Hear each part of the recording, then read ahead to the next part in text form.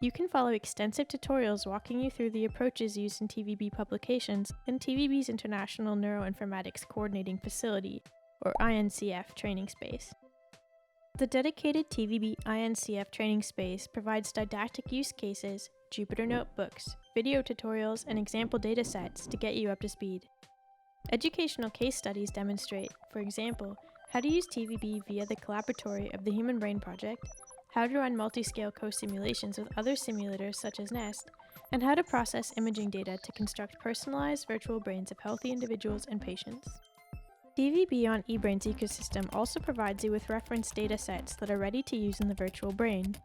These datasets are provided in the BIDS format and can be found using the eBrains knowledge graph. The datasets contain all information required to build virtual brains. As an example, one dataset contains TVB-ready data with the structural and functional connectomes of 31 patients with brain tumors and 11 healthy controls. TVB can also be operated programmatically using Python code. To help you get started, Jupyter notebooks that introduce you to the TVB simulators are available on the eBrains Collaboratory platform. By following a series of examples, you can perform your first brain simulation in the cloud.